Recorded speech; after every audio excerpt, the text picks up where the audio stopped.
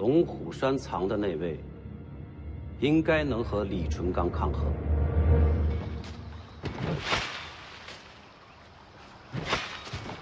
无底潭边钓鱼人，我怎么不知道这山下有个无底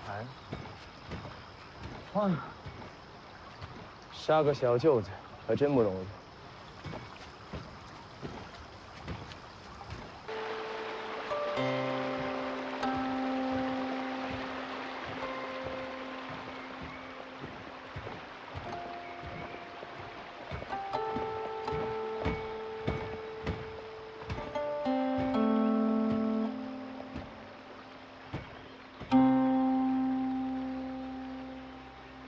还真有钓鱼人，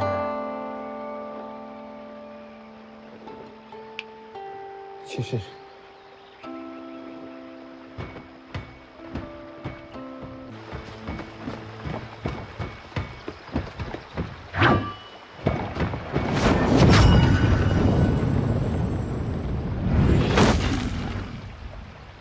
这也可以。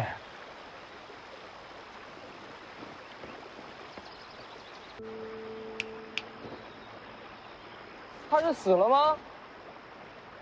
睡着了。前辈如何做到的？福将红甲都给了你，韩雕寺是你什么人？是我师傅。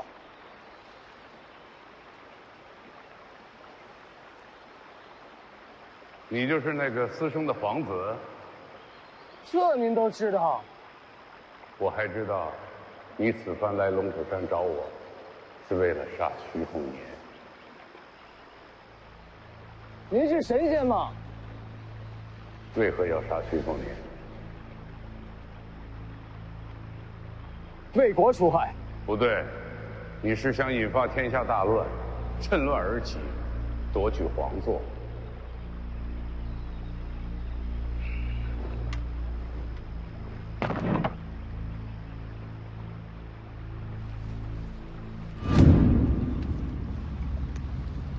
这是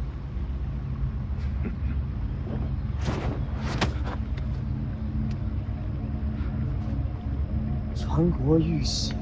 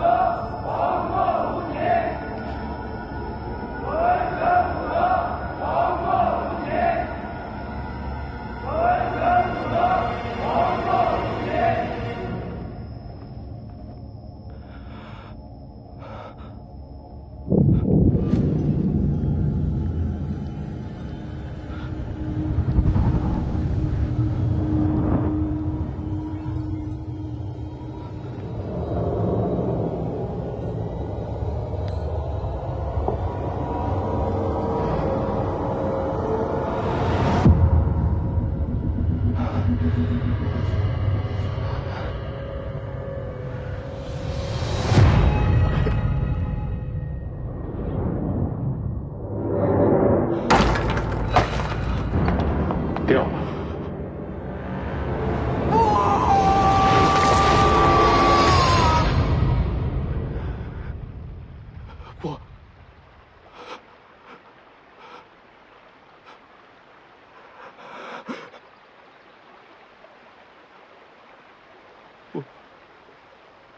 我怎么了？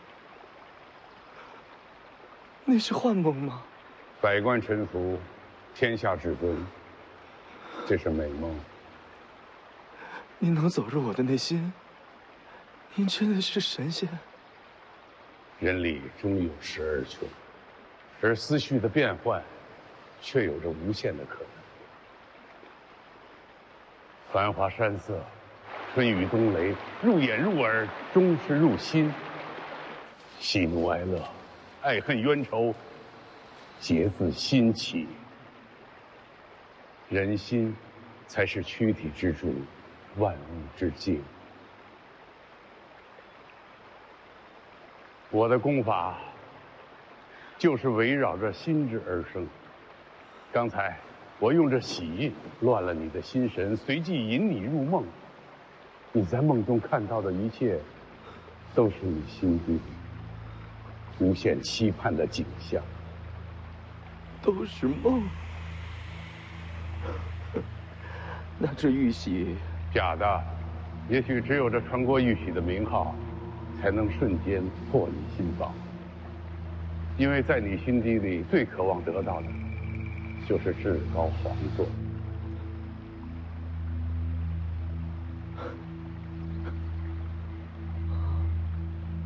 这种功法，岂不是和天神一般？没那么容易。我要先了解你的过去，猜测你的心思，然后还要找到一个能够乱你心神的契机，才能引你入梦。您了解我？我早就知道你。我听师傅说，您也是皇族。我不会出山。北凉拥兵自重，未来一定是黎阳朝的心腹大患。杀了徐凤年，才能消除隐患。没钓到鱼，我出不了山。钓鱼？钓什么鱼？我帮您钓。好啊，那你就先试试，把那钓竿拔出。啊？这水潭有多深啊？韩雕寺没说这是无底潭吗？无底？那您在钓什么呢？千年胶泥。世上哪有这种东西？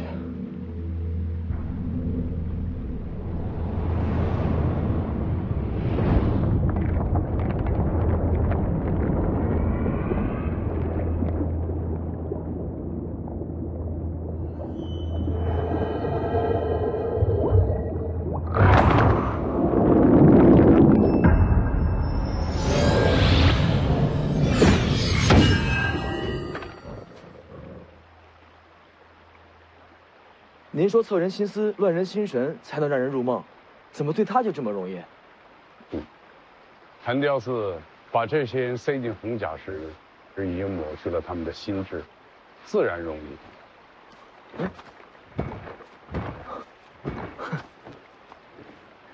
您钓胶泥多少年20多年了，还没钓到？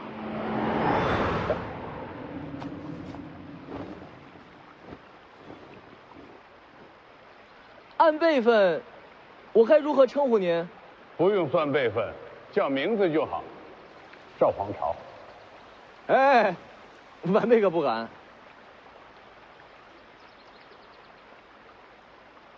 叫先生吧，总归还是得尊敬些。先生，您都在这钓20多年了，偶尔出山走走，回来再钓，不是也一样吗20年前与人交手，功法反噬，如今靠着无底潭镇住心神。若无胶泥，我一生都无法出山。谁能上得了您啊？还能有谁啊？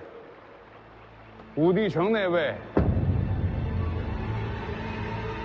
王先知。这么说，20多年前您去过武帝城？在京城交的手。王先知去过京城，怎么没人知道？那一夜发生了大事儿，有关的消息都被抹除了。20多年前，京城发生过什么大事？要不是我碰见了王先知，那一晚，吴素怕是没机会活着离开京城。吴素，吴素，北凉王妃。那丫头，算是吴家剑种中历年来天资最好的一个。北凉王妃在京城遇刺，虽负重伤，毕竟全身而退。要是没那一战啊，她也不会那么早死。如此天大之事，怎么会悄无声息？事与密成，予以谢败，就是因为事儿大，才要无人知啊。京城动手，是先皇的意思吗？不然谁敢动手啊？那时开国不久，为何要对北凉王妃下手呢？徐骁灭了6国，功高盖世，赏无可赏。可偏偏就在这个时候，传来了吴素怀有身孕的消息。之前，这徐骁也只有女儿，一切都好说。可万一这北凉有了传承，多少人夜不能寐啊！吴素既然未死，徐骁为何不反？京城提心吊胆数年，始终不解的也是这个疑问。当年他遇伏受伤，回北凉后，只字未提。我那时候脾气暴，若知此事，我一定会对京城起兵的。那你什么时候知道的？有了黄门儿之后，他旧伤复发，我才得知真相。可那时候，我已经有了儿子女儿。哎，你要知道，一个有家室的人做起选择来，顾虑就会很多。哎呀，他是最了解我的，怕我重启乱世，所以到最后一刻，才说出了真相。我这辈子，我被他吃得死死的。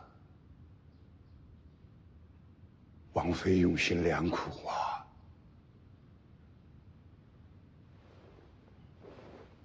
我是答应过他不为此事起兵，但我没说不报仇啊。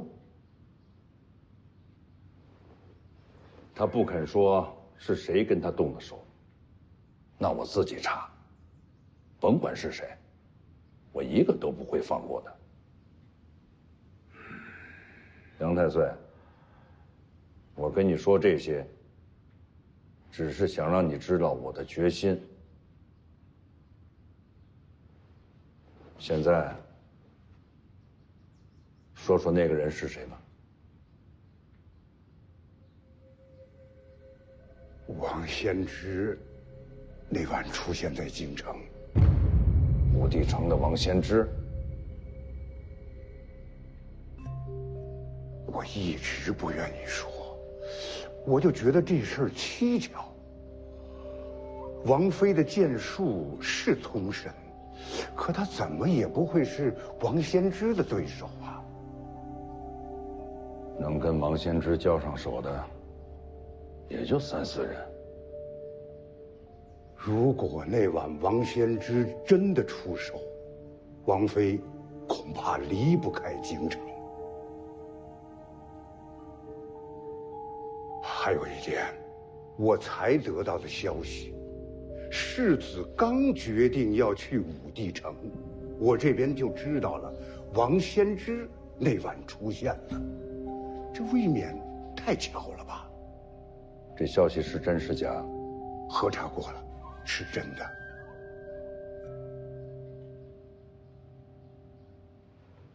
给消息的人啊，就盼着我冲去武帝城，最好死在王先知的手里，这样，大家就皆大欢喜了。你明白这点就好。你有飞去江南的信鸽吗？借来用用。哎，凤年终归要去武帝城，让他亲口去问。哎呀，这王先知喜怒不定，世子行事跋扈，我怕害了世子。你不明白，这样的消息要不告诉他，他会恨死我的。在凤年的心里，他娘的死是过不去的一道关。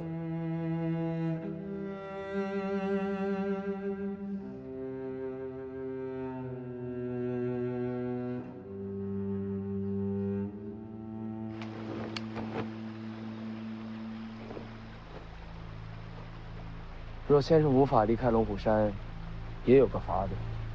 徐凤年一行应该会路过龙虎山看他的弟弟徐龙相，到时我设法把他引到此处，请先生动手。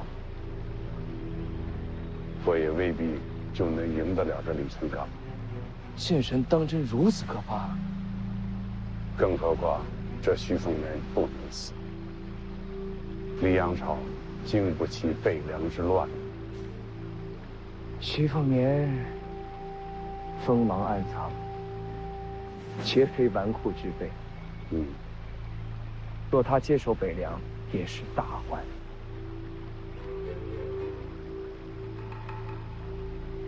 不杀他，但可以毁了他。先生何意？你看，那儿有一块石头，翻开。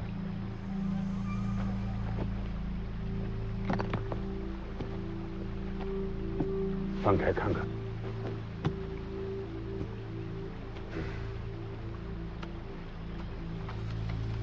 无所生平记事，这有什么用？要想让人被我的功法所控制，最重要的就是乱其心神。你刚才被这传国玉玺所震慑，才会这么快的入梦。因为在你心里，最重要就是皇权。而徐凤年呢，他的生平琐事我也都看过，从细节中不难发现，吴素在他心中弥足珍贵。所以这本册子最容易使徐凤年心神紊乱。光有文字还不够，在某些纸页上还有别样的图形花纹。我这功法未必一定要我亲自去施展，通过图形，一样能够悄无声息地影响人的内心情绪。为什么我看着没什么感觉？这个呀，是专为徐凤年准备的，别人看了不碍事儿。是针对艺人。要了解一个人的生平细节，才能做成对他有效的图形划分，暗中调控他的情绪。看了这个，徐凤年就能做噩梦？不，是要让他陷入回忆，他会梦见自己心中最想见的人。做个梦，又能怎样？我要斩灭他心中的无素。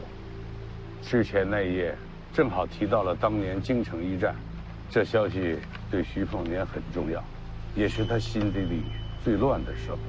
此刻，突然看到这张图，会让他深深地印在脑海中。之后呢？之后入梦，这图中的天龙会在他心中闪现，占据他心底的依靠。换句话说，我要让吴素在他眼前再死一遍。除非他心智超群，否则徐凤年必定崩溃。说不好，他还会变成一个疯子，一个废了的徐凤年，成为北凉下一代主人。这对皇族来说，不是最好的结果。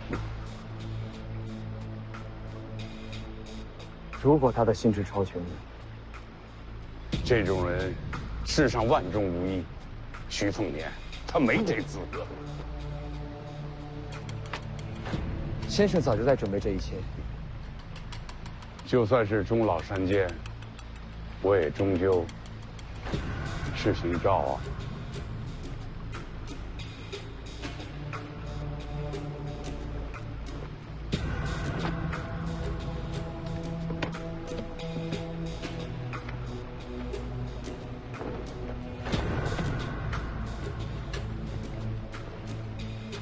我这就出山，把这份大礼送到徐凤年手上。若是徐凤年能够熬过这一关，就把他带来此处吧。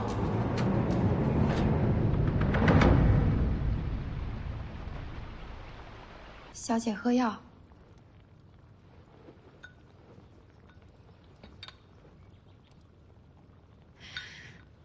再加点糖。怕苦。到底得的什么病啊？天天喝药。你摸摸。身子虚，就算是夏天也是手脚冰凉，精神往往不济。得找个好大夫瞧瞧啊。没用的，都看过了，再好的大夫也说了，这气血有亏，治不好的。姐，你还是跟我回北凉吧。这事儿我们不是说好了吗？我必须留下。姐，好了好了，要不这样，等你接掌北凉，就来接姐回家。好，一言为定。好了，不说这些了。既然伤好的差不多了，你想一想怎么跟江南文坛闹翻，让京城那边放心。这件事儿不能着急，要等一个契机。什么契机？江南文坛常有聚会，找个机会闯进去大闹一场，既能惹得文人痛恨，又显得我无理傲慢，两全其美。那也不能老是坏自己名声啊。用姐的话说，那些草木鱼虫怎么看，我不在乎，只要你们懂我就够了。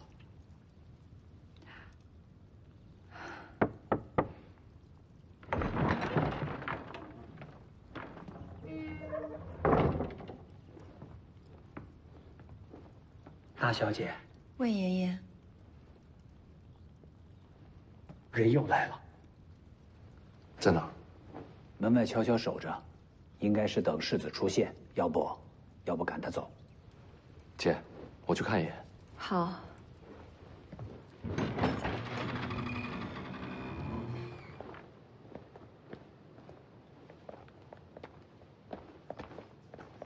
恶贼，拿命来！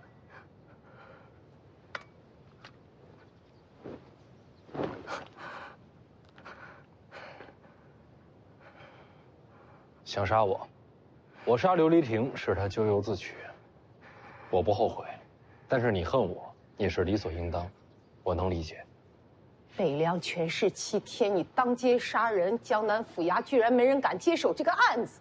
我不得已，一国法治要以贵贱分人，我很失望。呸！你的事儿，我已经送信去了京城，用不了几日，你的报应就会到的。宫里那位跟你同族的娘娘是吧？我刚得到消息，那位娘娘已经入了冷宫。你胡说！这种事儿怎么骗人？我消息比你快，不出几日，你也会听到传闻。怎么会这样？很简单，因为皇室不想为了你们跟北凉闹翻。这件事我同样感到遗憾。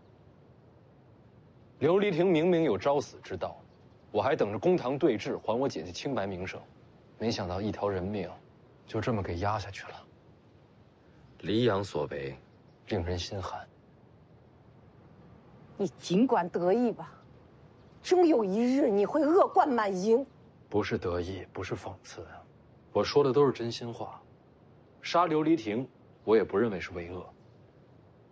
这一切都是他暗中策划，想借礼教手段害我姐姐性命。太胡言！我话已至此，不会再多说。以后别再来了。你不可能杀得了我。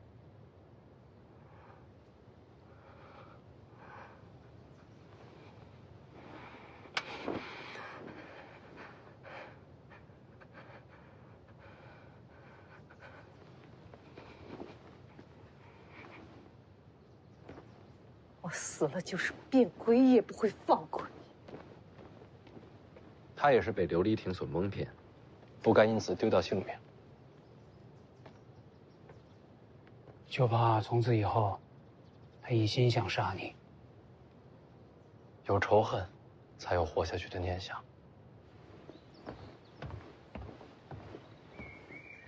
七爷，琉璃亭的亡妻又来了。琉璃亭处心积虑败坏我卢家名声，死不足惜。那许凤年出去见他了，他要赶尽杀绝？那倒没有，说了几句话，那女子就走了。找人看着点，别让徐凤年把人家灭门了。是。还有，跟家里说一下，别再对徐之虎那么苛刻。他也是个苦命的人。七爷说的是。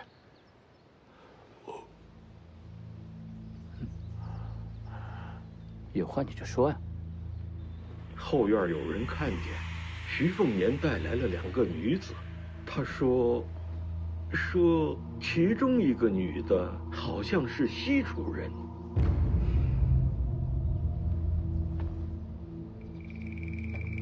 前几天宁寒梅的事情已经办妥了，马车就在后门附近，没让卢家发现。要不去看看？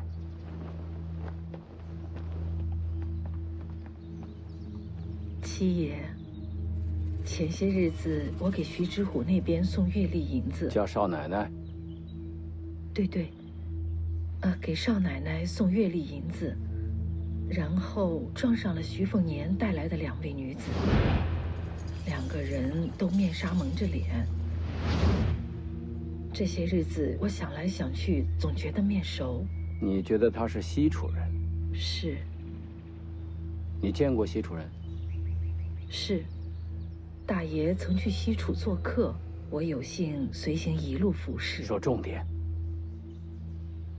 西楚王室曾设宴款待，席上有西楚剑士献剑舞。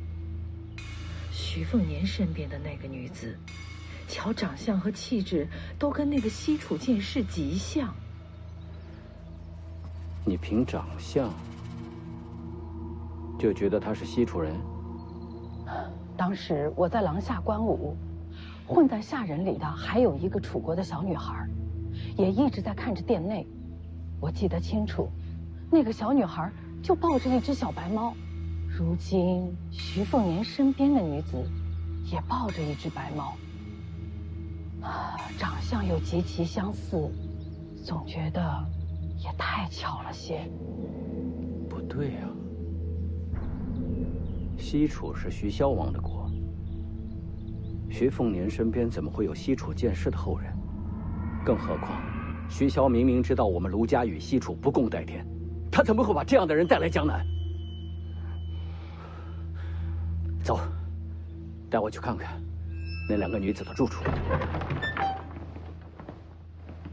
那2个女子明明就是住在这里的，行李都没了，去问一下。是。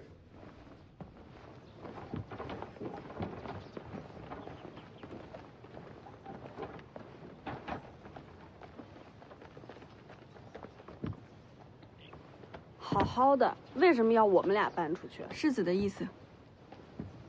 他自己为什么不搬啊？我又不怕卢家。世子。那我怕卢家不成？卢家当年嫡子从军，死于西楚国战，所以他们对你是仇深似海。这都什么时候的事儿了？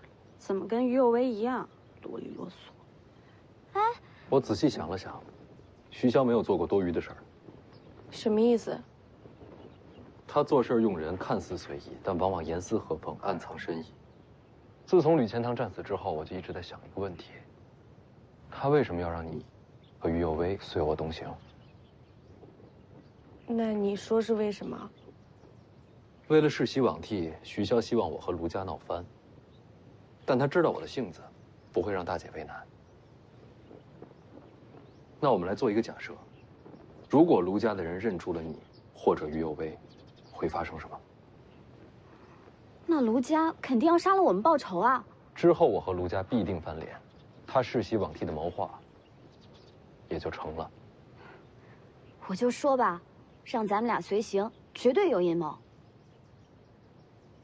徐骁常说“为达目的不惜代价”，这一行，你们二人恐怕就是代价。那为什么到今天才让我们离开？我也是这几日养伤才想到这步暗棋。不管真假，小心为上。我已经让凤子营帮你们找了住处，你们先藏藏。到时候一起离开江南，后面就一帆风顺了。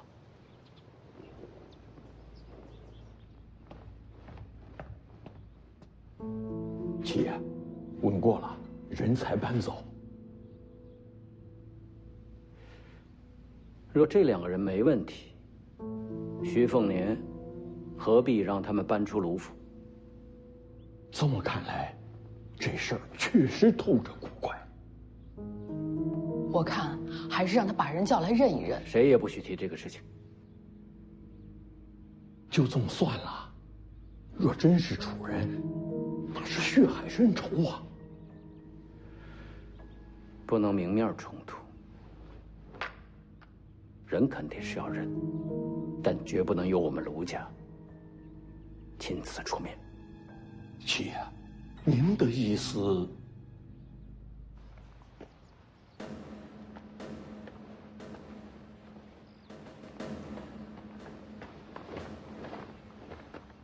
有个局需要你帮手。你们卢家和北凉是一丘之貉，怎么，杀人还不够啊？如果说这个局是专门为徐凤年而设的呢？不可能，你们是儿女亲家。是，我们是儿女亲家。我对徐之虎也一直心存善意，但是他们如果触碰我卢家的底线，就不一样了。你丈夫死了，我也有兄长身亡，很多事情过去再多年也不算是过去了。什么局？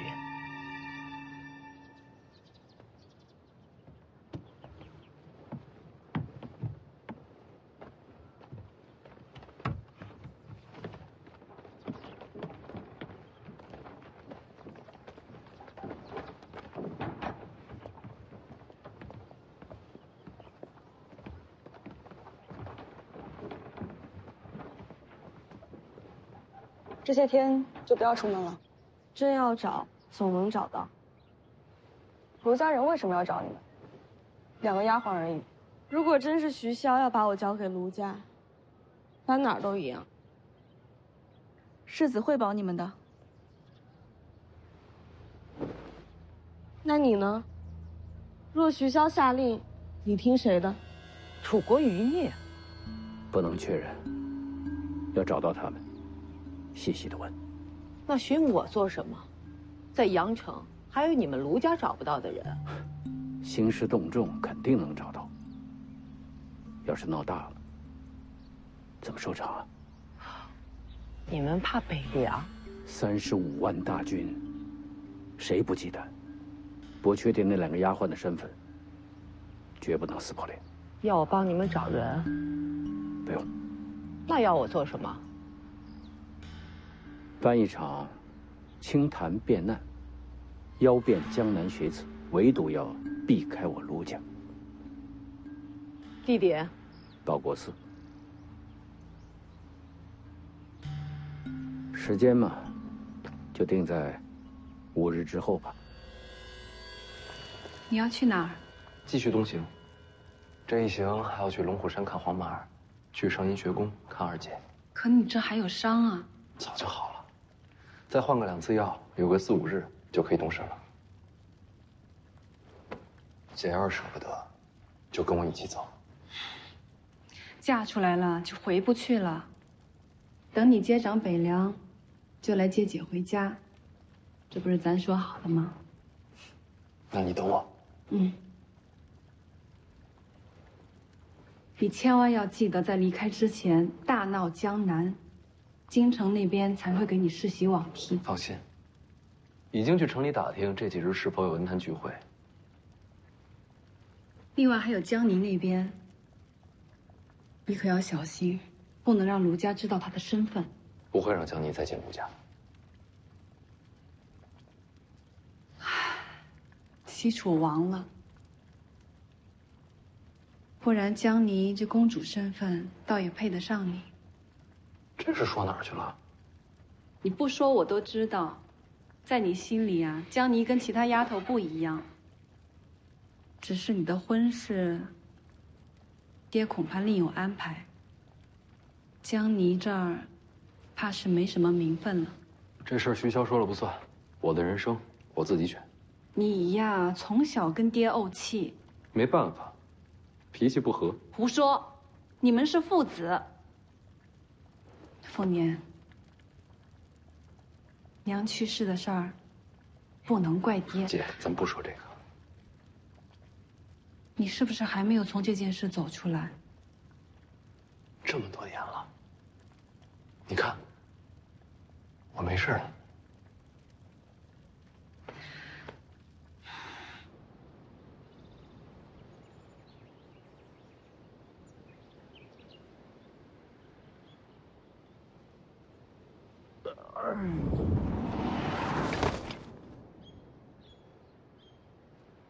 前辈，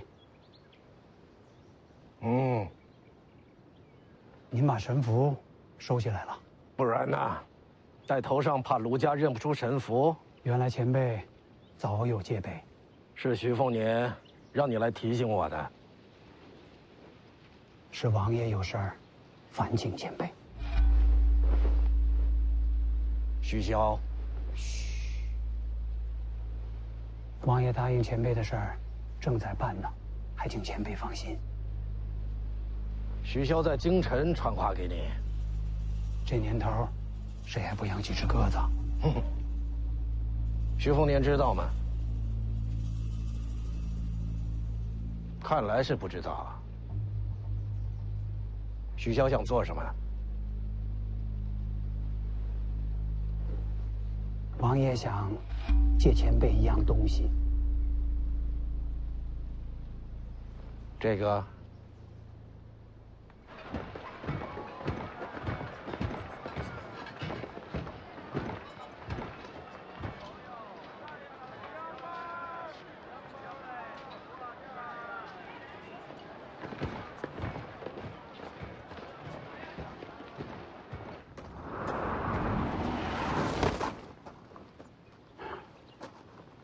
原来是魏先生，这几天也没怎么见着你。苦命人四处奔波，为世子打探消息，这不，正有事禀报呢。世子应该在大小姐的屋里。去吧。您刚才在和剑神前辈说话？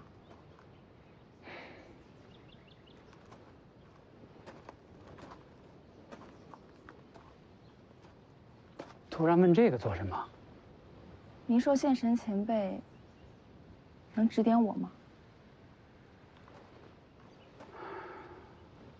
指点？那可是李剑神，若能得他指点，受益无穷。那你得自己去问他。这我可不敢。江湖传闻，李剑神和神仙没什么区别。倒是魏先生和前辈挺熟。你可猜错了，我跟前辈不熟。刚才我们也不是聊天，我就是为前辈呢借了一样东西。借东西？嗯。什么？你不是有事儿要向世子禀报吗？我呢，得去街上转转。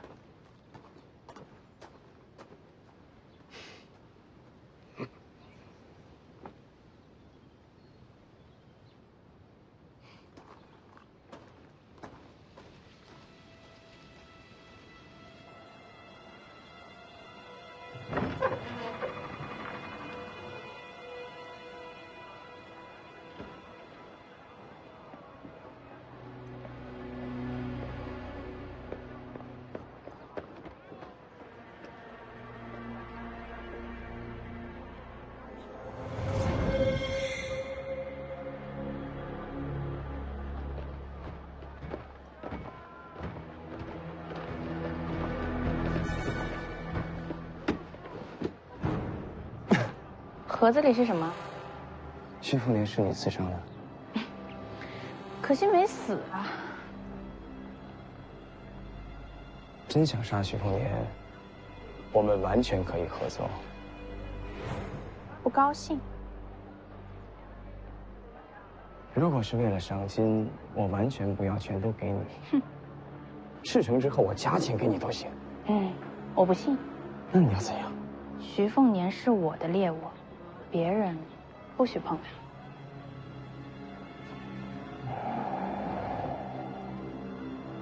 姑娘可真霸道。不如动手解决。等他离开阳城，你我各凭手段吧。哎，你还没告诉我盒子里是什么呢？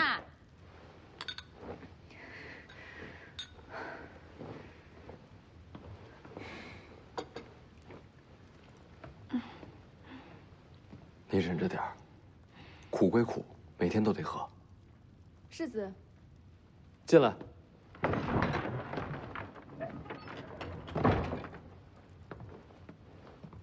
大小姐，怎么了？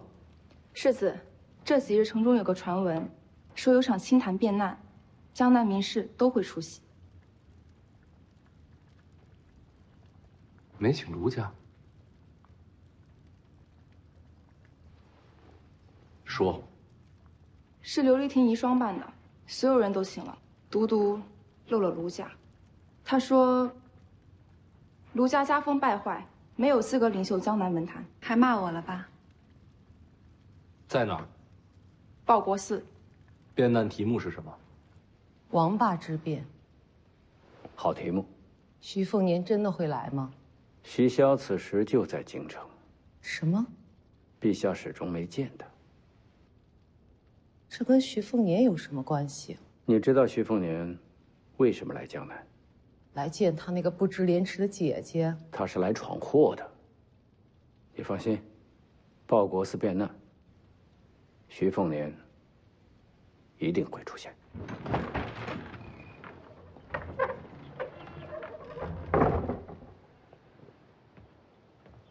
世子。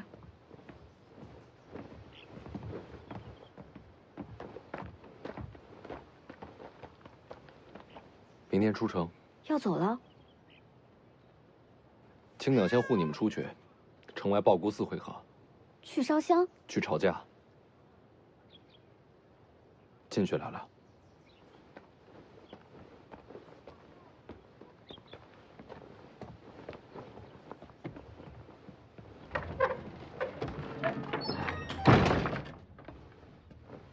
怎么了？别让他们听见。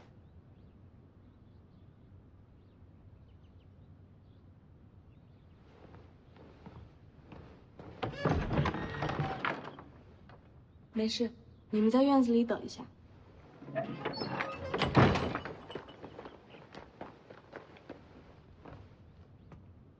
现在只有我们俩。你还记得我娘过世的那天吗？记得。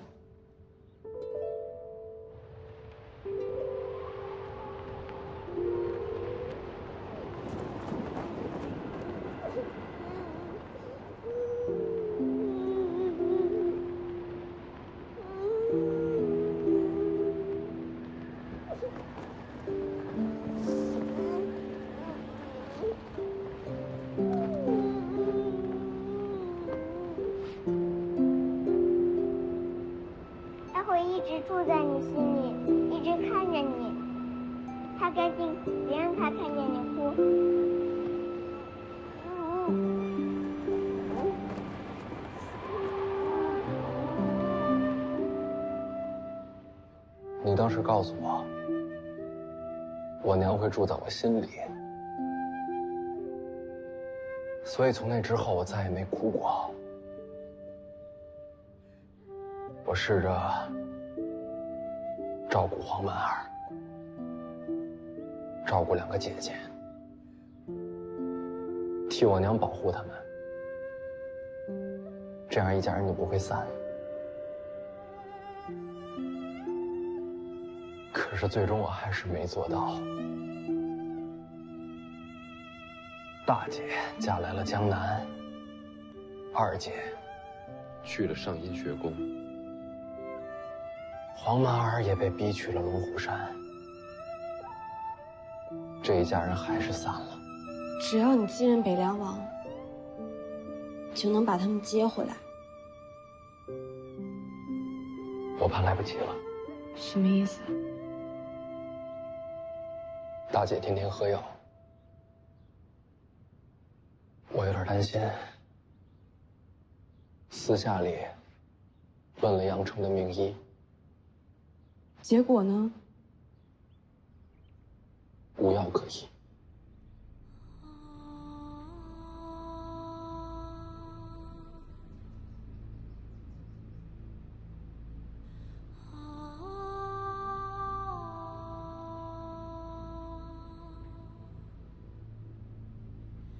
小姐，世子都要走了，你的病不跟他说吗？说了也没用。阿乔，帮我把这身衣服换上。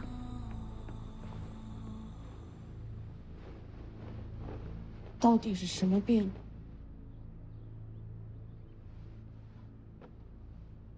说是气血亏虚。这也算常见，补益气血就好了。没法补。什么叫没法补？大姐的气血精力比常人消耗的更快，就好像是一团燃烧的火焰，不会停止，直到燃尽。这不是病，只是她的性命燃得比别人更快。所以投再多的药，也补不回来，只会让这团火焰烧得更亮，熄得更快。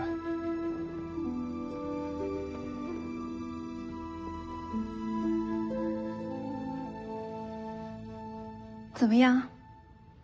好看吗？这是我最喜欢的一身了。凤年要走，我希望他记得我最好的样子。小姐。你听我说，人力终有时而穷，有些事没办法，那就是没办法，别让他知道。我希望他意气风发地离开江南，好吗？嗯。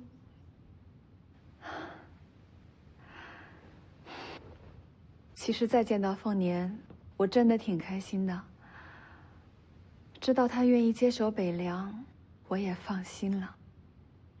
现在我只希望上天能多给我一点时间，让我能够亲眼看见凤年成为北凉之主，那就真的没有什么遗憾了。姐不想让我知道，我就假装不知道。要依我的性子，早就把他带回北凉了。但是大姐不行，她觉得她留在江南才能帮到我，也只有这样才能使她欢喜。好，姐想要的，我由着她。再找名医，总有希望。只凭医术，怕是无力回天。还有别的可能？李献神成名数十载，未见老态。王仙芝号称天下第2，已近一甲子，依旧如同中年。他们或许有法子。那我去找老头，我跟他说。算了，是我想错了。人家是剑神，又不是医神。嗨，我就是心里有点乱，想着大概在你这儿能理清头绪。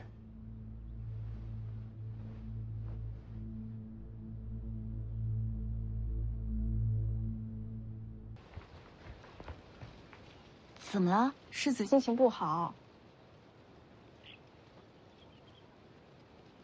世子院里丫鬟众多，但他真正放在心里的，唯有江宁。那你呢？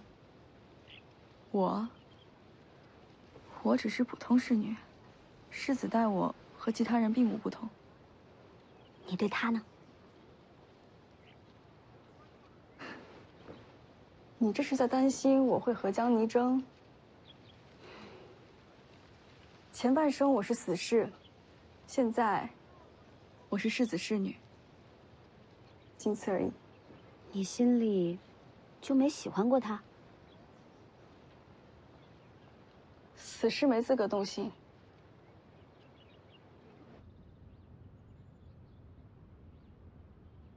你知道曹长青吗20年来，天下武平稳居3甲，有谁又不知道呢？曹长青武技奇艺双绝，曾是西楚名士。西楚王国黎阳一统之后，曾刺杀黎阳朝重臣不下20余人，3次入京，2次杀入皇宫，面对2朝天子。最近的一次，离当朝皇帝只差50步。最后终究没杀成。若不是人猫寒雕寺护驾，那回说不定真让曹长青取了天子首级。就算没有寒雕寺，也会有别的高手。这50步就是天堑。 20余年围杀，曹长青安然无恙，天下前3，何等气魄！突然提起他做什么？曹长青为什么要杀皇帝？或许他也有家人和朋友在亡国之战被杀，又或许他心怀故国，想为故人复仇。那又怎么样？若是如此，他或许能护你周全。你要赶我走？ 我仔细想过，徐骁为了北凉无所不用其极，你的身份或许是他的筹码。所以你就要送我走？只是一说，曹长青行踪不定，哪那么容易遇见？就算遇见了，我也不走。为什么？谁知道他是什么样的人？ 或许他是个只会杀人的疯子。曹长青素有曹青衣之名，一袭青衣，雅气风流，怎会是疯子？那万一他保护我要收费呢？我这么穷，我可不走。待在我身边危险。我才不怕，我有神符。你不是借给李前辈了吗？那我也不走，谁知道你又有什么诡计啊？ 就算要走，我也得先杀了你，才走单行。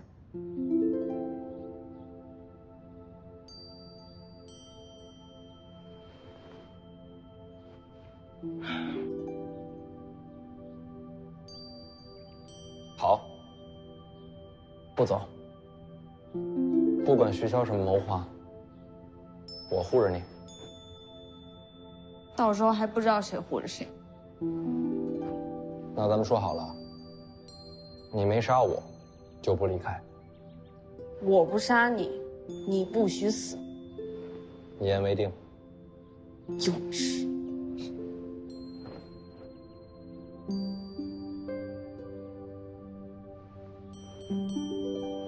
东西搬到后面车上。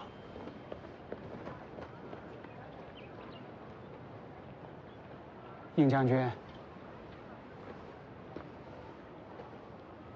那女刺客恐怕还没死心。这一路，劳烦将军多留心些。知道。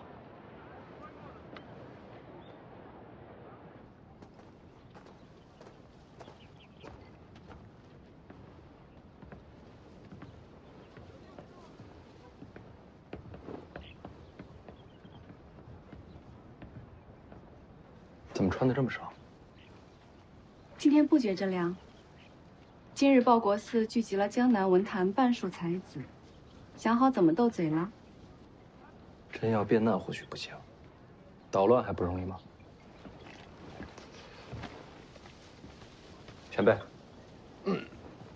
要喝不？卢家其他不行，粥熬的不错。不用了。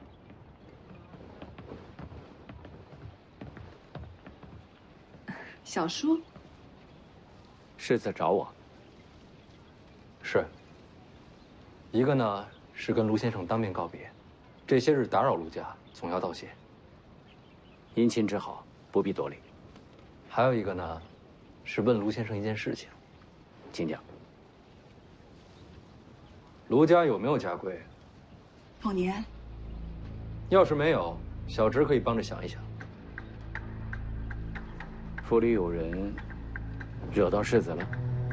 我听说这些日子，卢家连下人都对我姐没有好脸色，平日里钱银柴炭各种克扣。若是卢家不方便，我北凉可以每月寄些银子过来，不让卢先生为难。有这事？有。谢谢您对小姐很好，可府里人却没少给我家小姐脸色看。具体是谁？给我名字。我知错了，不愿意磕头认错的。哎，卢家就没有尊卑不分的下，从今后更相干。徐知虎他名声败坏，说他的又不是我一个。这是你的月钱，走吧。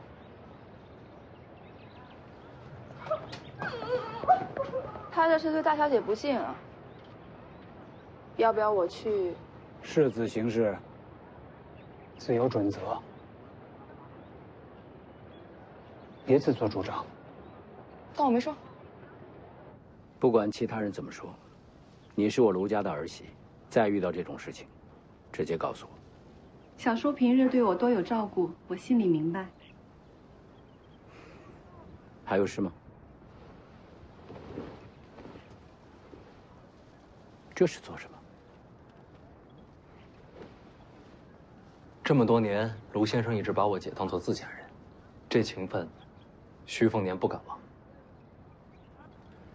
我们卢家自有家风门规，不用你谢。那小侄就告辞了。我送他出城，稍后便回。稍等。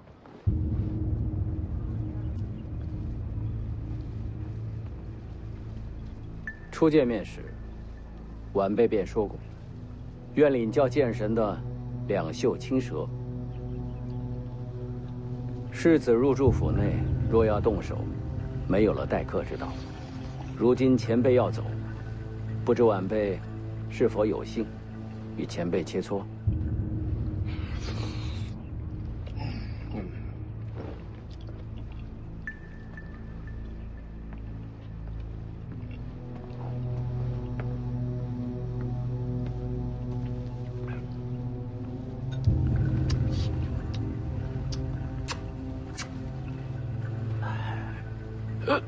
来吧。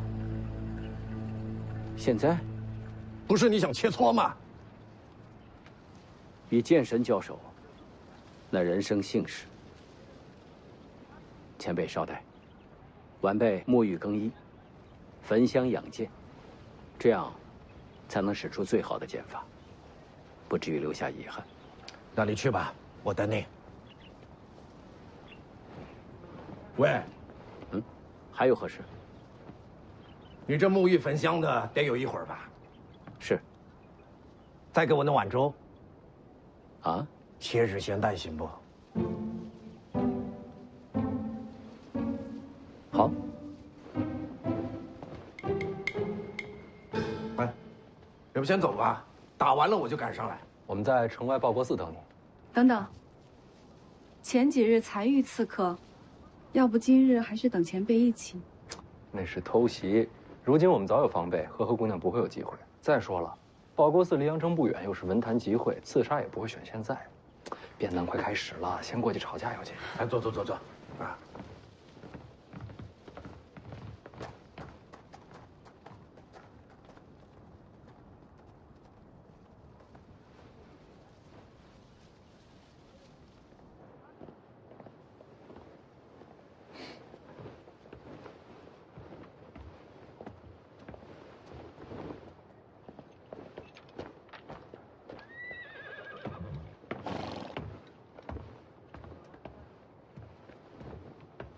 李前辈呢？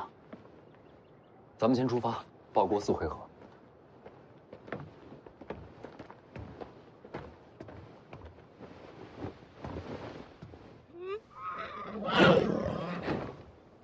里面有2只怪物，哦，世子的小虎葵。不咬人，进去吧。别，我就坐这儿。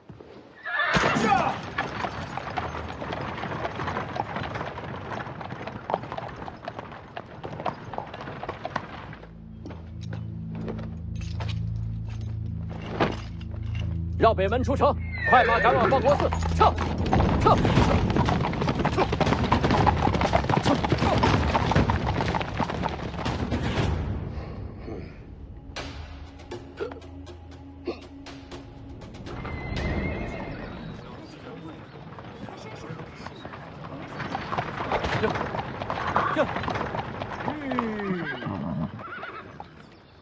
这么多人啊！往常文坛集会也都这样。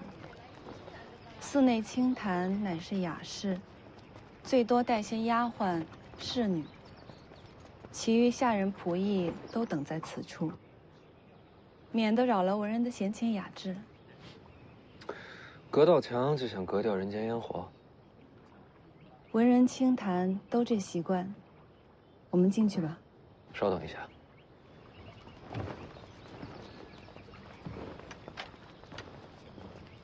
这些公子都很有文采的，肯定能听到很多新颖的观点。是啊。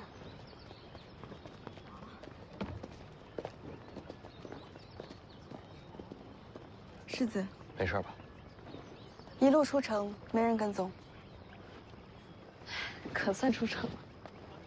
你们跟我一块进报国寺，这儿人多眼杂，卢家的人不参与变难，寺里反而安全些。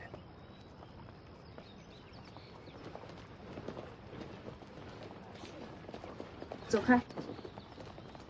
祝公子小姐福源四海，长命百岁。我喜欢这句长命百岁，手伸过来。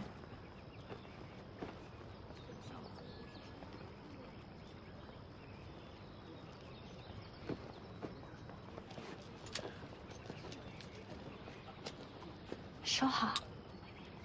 谢谢。寺里后院池子里有瓜。瓜？寺里准备免费给祝四公子解渴，很甜的，你们去试试。好，谢谢你。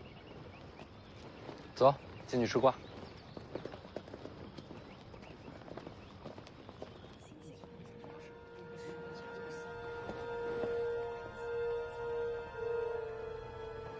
没见徐凤年。就在寺外，我快马加鞭才赶到他之前。那就按咱俩说好的，如果真有西楚余孽在他身边，你杀楚人，我杀徐凤年。等着看结果吧。你用白虎脸的刀切瓜？他又没在。你来。待会儿给他拿2个带回去就行。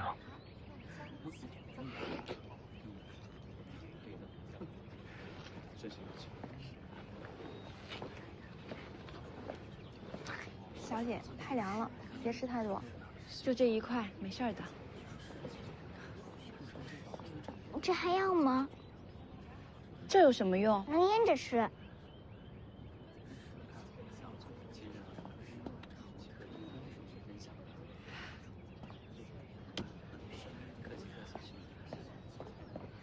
他不会拿的。那些瓜是给文人雅士准备的，他若拿了会被赶出寺去。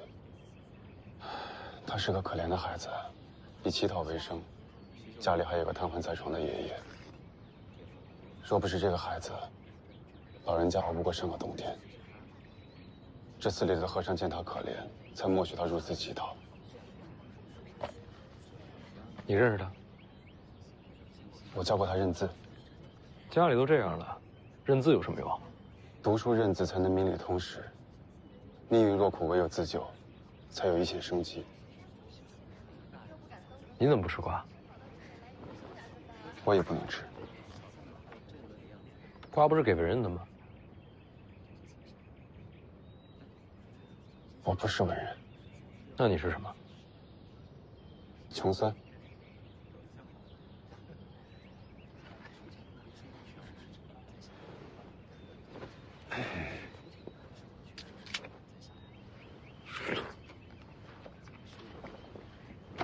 公子与我同坐，会被世子名流笑话的。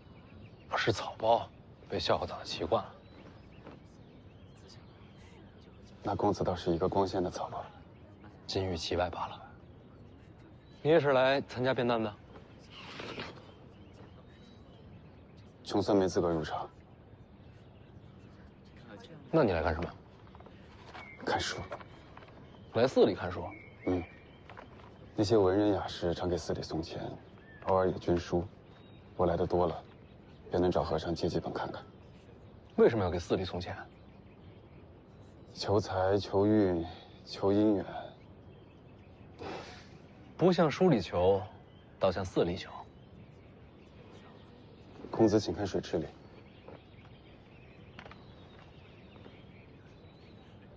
佛法求智慧，求解脱，跟往池里扔钱有什么关系啊？他们不在乎佛法修行，他们只求眼前财。那不是舍本逐末了？能说出这样的话，公子就不是草包。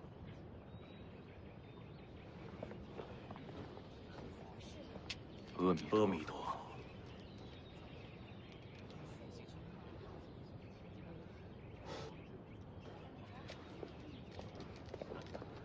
大师傅让我捡几枚铜钱。去吧。这寺里的和尚人还不错的，也是慈悲。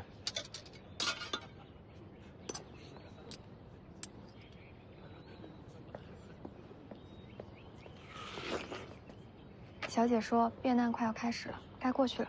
嗯。你真不去？不去了，会被打出来的。走吧。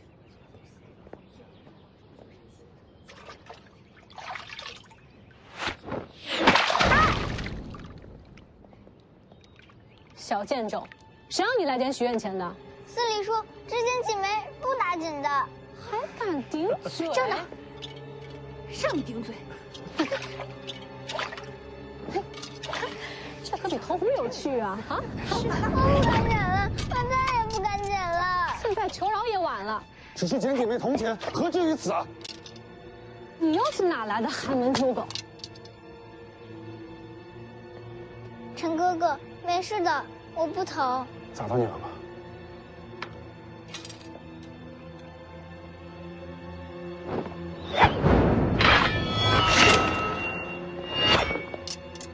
你又是谁？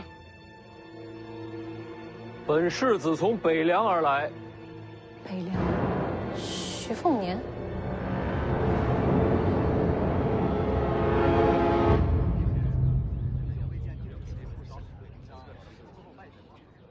他没来。他应该已经在寺里了。那他为什么不来变难？今日报国寺，还有什么比这个更重要？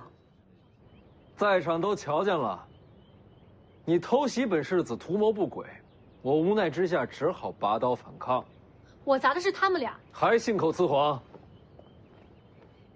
这是清谈变难，全江南文士汇聚此地，你怎敢行凶？就不怕国法吗？你知不知道琉璃亭死在我手里啊？就是他呀！这么多天了，府衙也不找人，我想这是江南太好客，我多杀一个也无妨。这和好客有什么关系？不可！你要救他？你能杀了他全家吗？杀了他，你可以扬长而去，但这丫头走不了。对方家族不敢报复你，可他怎么办？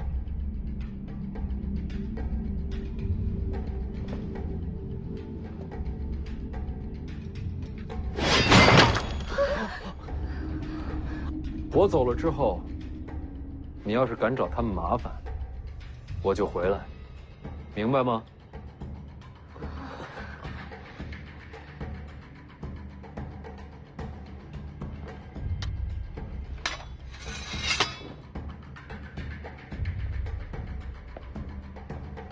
贵姓？在下陈希亮。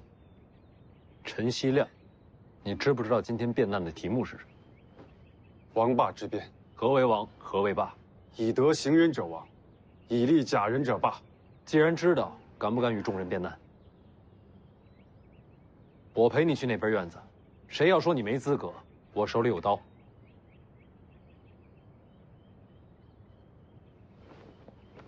你先回家吧。不，我跟你一起走。那你在司门口等我，把鞋子脱下来晒一晒。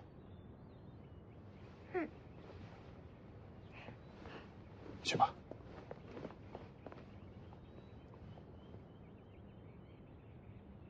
我跟你过去。我以为你会拒绝。我不傻。只有让所有人都知道我是你麾下的走狗，才能保住我跟他的性命。你知道我是谁？他刚才不是说了吗？北凉徐凤年，天下第一纨绔、最跋扈的草包。像你这样的草包，天下多几个才好。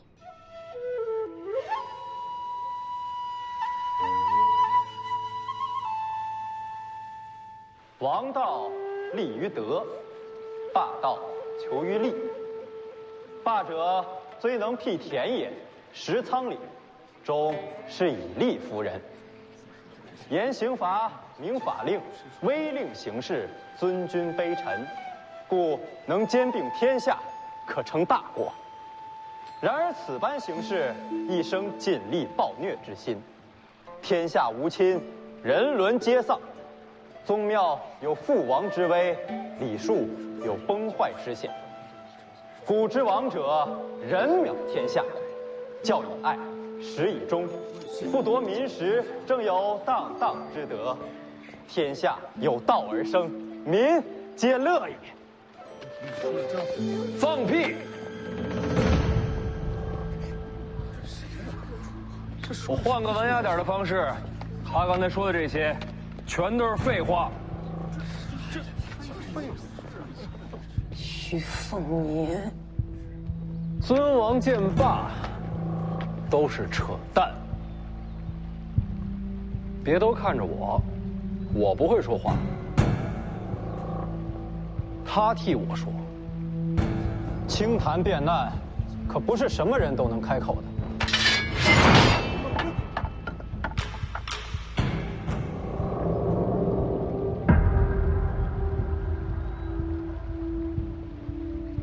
你说你的，谁不让你开口，我就不让他开口。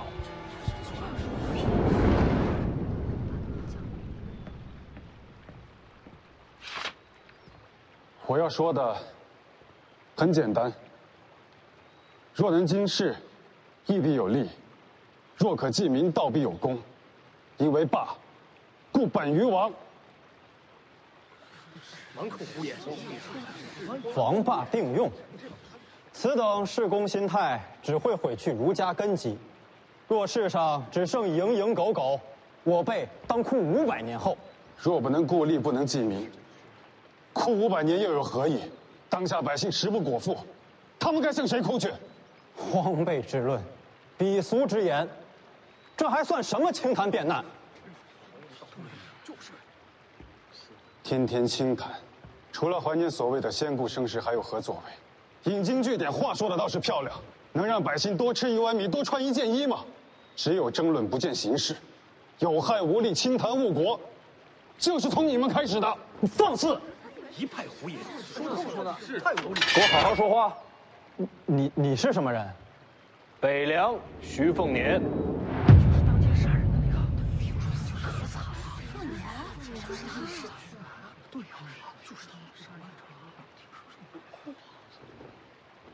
一个个话说的听不懂，看见刀倒是知道害怕。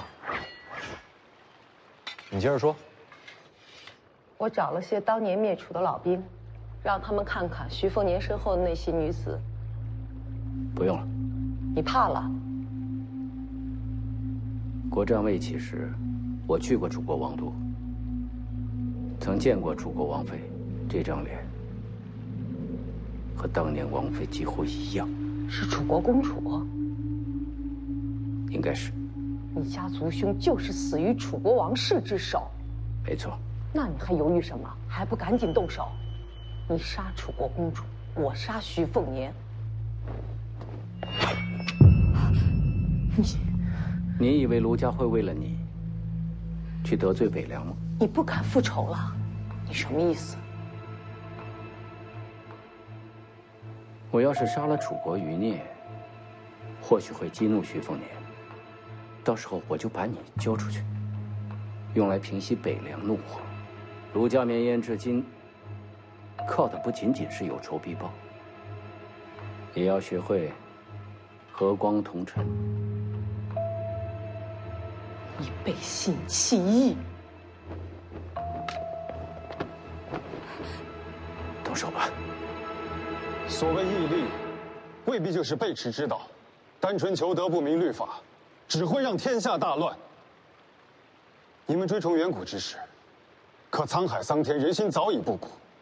所谓王道者，冥冥无声，那还不如官吏施政清明来的有效。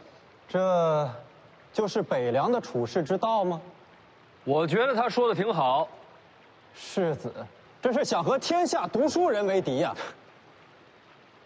别老往大里说，江南不是天下，你们也代表不了读书人。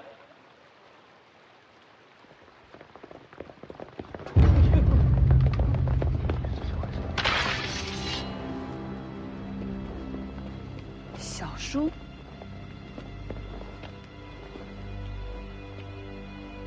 这是琉璃亭的遗孀，她借报国寺清谈，是为了刺杀世子，我替世子把她擒获了。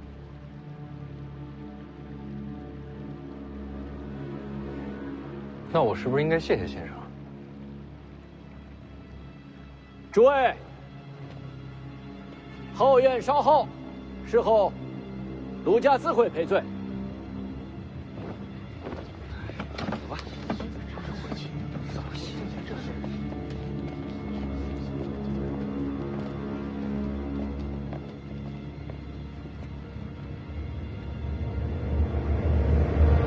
世子和江南文坛闹翻了脸，京城那边应该放心让你接手北凉了吧？大事做完了，该聊聊小事了。怎么算小事？国运是大事，家仇是小事。他是谁？我家侍女啊。世子应该知道卢家和楚国的仇怨吧？这和他无关。世子只要把他留下，卢家会支持世子成为北凉之主。朝中若有风吹草动，卢家会给世子送来消息。一个侍女换一个家族，如何取舍？世子应该不难选择吧？是不难，我不换。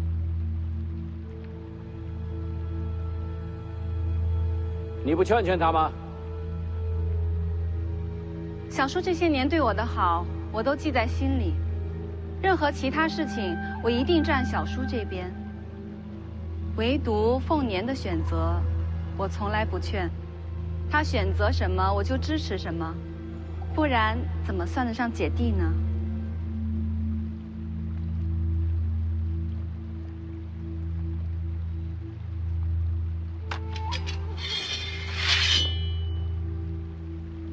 世子放心，我不会杀你。把他拿下，我会亲自送你离开。我大概不是你的对手。世子只要把路让开，卢家会给你补偿。我也劝你一句：你敢动他，我会穷尽一生毁掉卢家，说到做到。当年灭楚之战，卢家是死了一个嫡长子，但为这一个人，换家族覆灭，值得吗？当年要不是族兄，我这条命就没了。我明白了，那就战吧。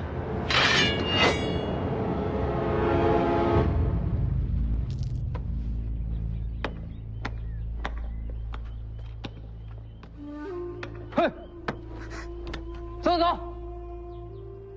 怎么？你也想继续变难啊？我等人。走开！我答应陈哥哥在这等他的。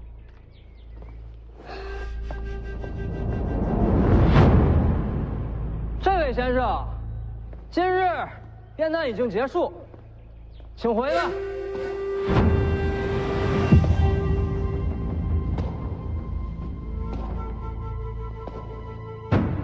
拦住他！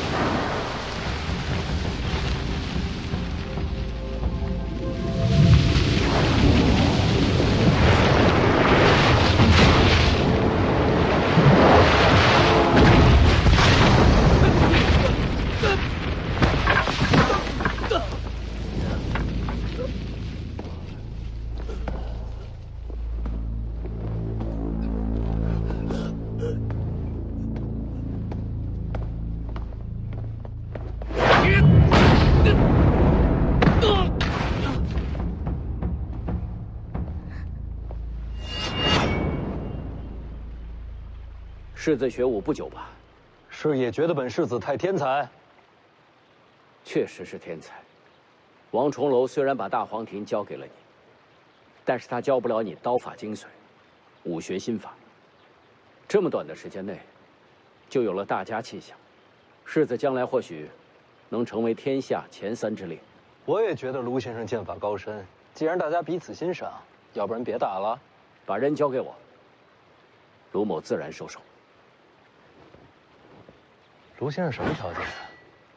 之前说了，卢家会支持世子继位北凉。不够啊！世子请开价。徐骁6义子最可怕的那个是谁？你应该知道。陈之豹。卢家替我杀他，我把人交出来。陈之豹深得北凉军心，武功心术都是卓绝，不好杀。陈之豹不死，我怎么接手北凉啊？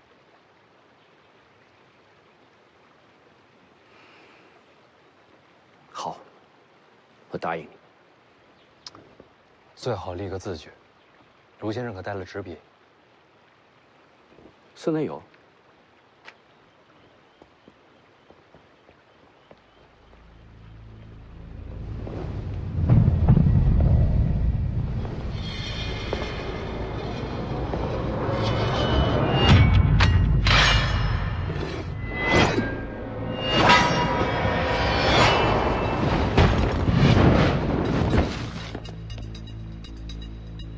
你们先出4，找宁峨眉他们会合。报国寺被围了，出不去。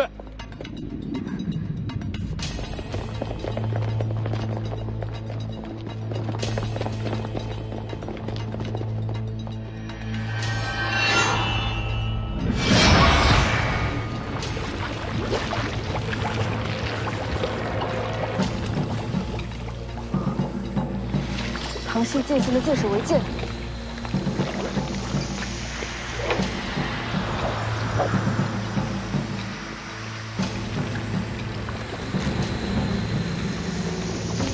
我还以为这外号说的是铸剑之术，既是铸剑之术，也是用剑之法。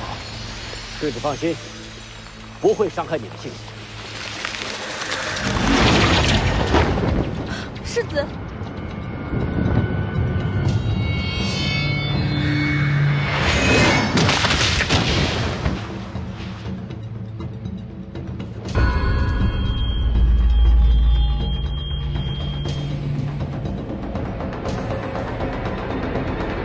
绣青蛇，剑神把这个都传给你了，才入门。这也是你的极限了吧？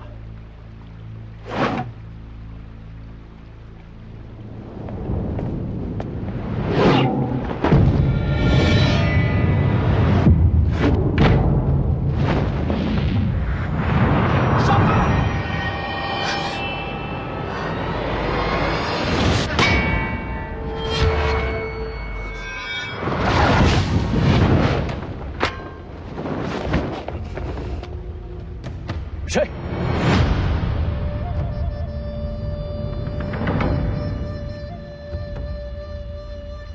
卢家私事，外人请勿插手。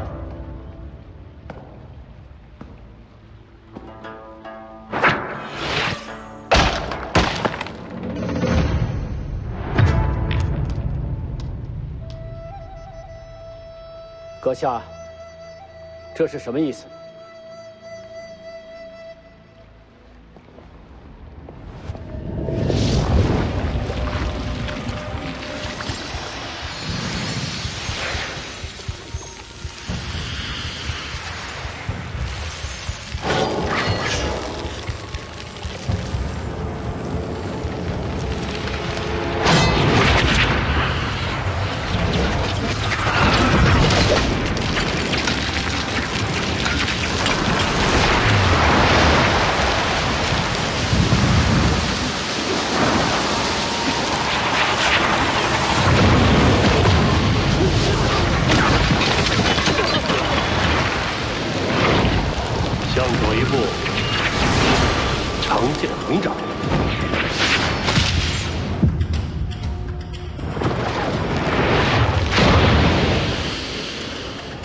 一翘可挡，退两步，建成手势。你能看穿人心？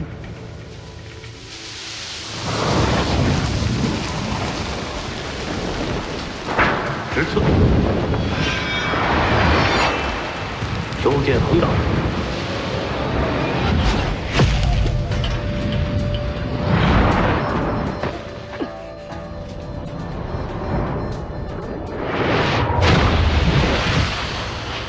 后退3步，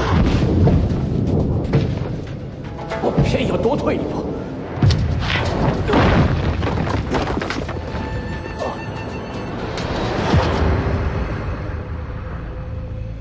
我不会读人心，我只是说出了最佳的应对方案，是你自己非要多退一步。你扔出那颗石子的时候，就已经算好了我最后落败的这一步。人心如炬，官子无敌。你是曹长青。我记得你那族兄。当年他就是死在了楚人的手里，如今我被你杀，也算是有始有终了。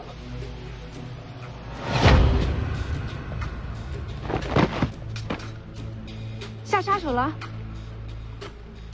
只是昏迷。多谢曹前辈援手。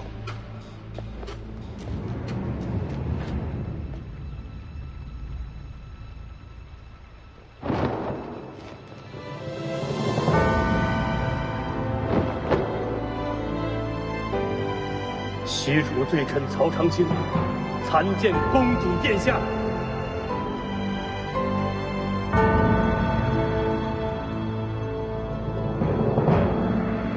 卢白洁要杀殿下，是为报仇，合情合理，所以臣拦他，但不杀他。然而，殿下千金之躯，徐凤年却当作侍女，此等羞辱，臣感同身受，无内如焚。殿下流落敌手至今，臣未曾得闻，是为重罪。有幸今日重逢，就用徐凤年人头替殿下解恨。你认错人了。殿下也许忘了，臣在宫中做齐诏的时候，见过殿下。虽然年数已久，可认错天下人，也不可能认错公主殿下。公主，公主您慢一点。小公主，慢点儿。乞丐叔叔，你快来追我呀！小公主，别摔着，我来了。齐兆叔叔，殿下稍待，臣先杀此人。齐兆叔叔，他待我不错。殿下被蒙骗了。